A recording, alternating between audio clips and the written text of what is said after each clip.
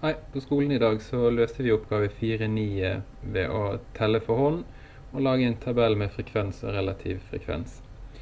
Nå skal vi gjøre det samme, lage et klassedelt materiale ved hjelp av GeoGebra, og på samme tid så får vi ut et histogram og median og en del andre ting. Når vi åpner et nytt vindu i GeoGebra så får vi disse valgene her, og da velger vi det som inneholder tabell. Og i en av kolonnene så skriver vi for hånd inn alle høydene. Det har jeg gjort på forhånd, så jeg jukser litt. Når du er ferdig med det, da har du 30 tall under hverandre her, så de merker vi alle 30. Og så skal vi analysere det. På denne knappen her så står det analyse av en variabel. Har du et annet bilde der, så åpner vi og velger analyse av en variabel. Ja, analyser. Da får vi opp et histogram.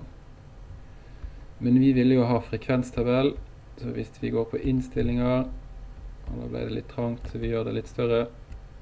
Og så i tillegg til å vise histogram, så har vi lyst til å vise frekvenstabell også.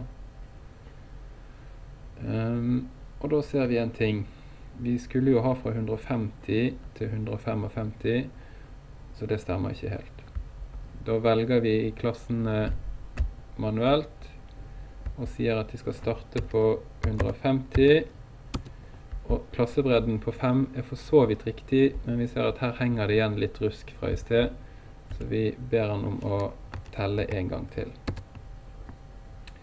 Der, da har vi et histogram, så det kan vi jo kopiere til høyreklikk og kopiere til utklippstavle, og lime inn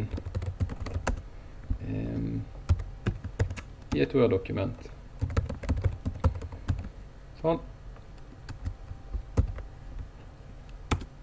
Men oppgaven handlet jo egentlig om frekvenstabellen, så da går vi tilbake.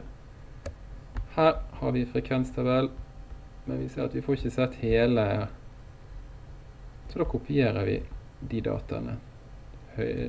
Merker det og Ctrl+C og inn i Word-dokumentet med det.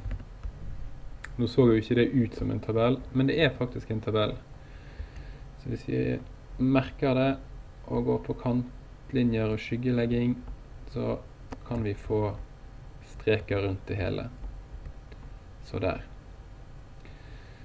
Da har vi svart på halve spørsmålet, for vi har frekvensene, men vi ville ha relativ frekvens. Og det lar seg gjøre. Her har vi noen valg. Vi kan velge relativ frekvens, og ser at da fikk vi 0,03, at det var 3% som var mellom 150 og 155. Merker bare den kolonnen og kopierer, og så må vi kanskje forberede denne tabellen til å ta imot. Så hvis vi høyreklikker og tar sett inn en kolonne til høyre, og ser at her er alt merket blått, så forhåpentligvis, ja, der fikk vi det. Ikke i denne oppgaven, men kanskje i en annen oppgave, så står det at vi skal ha kumulativ, og da kan vi hooke av den. Nå får vi kumulativ relativ frekvens, eller vi kan ha kumulativ og tellinger, at den legger sammen frekvensen oppover til 30 elever, eller den relative kumulative frekvensen, der den legger sammen opp til 100%. Vi kan gjøre det samme her, at vi setter inn eller noe annet, vi gjør sånn da. At vi setter inn en kolonne til høyre her også, og limer inn disse dataene. Neida, det skal ikke være lett. En gang til. Sånn. Men vi vil jo gjerne ha en forklaring på hva disse dataene betyr. Så hvis vi merker hele tabellen, og så i stedet for å sette inn en kolonne, så setter vi inn en rad over. Det var litt mye. En gang til. Sånn. Og forklarer at dette er høyde i centimeter, Dette var frekvens. Her hadde vi relativ frekvens.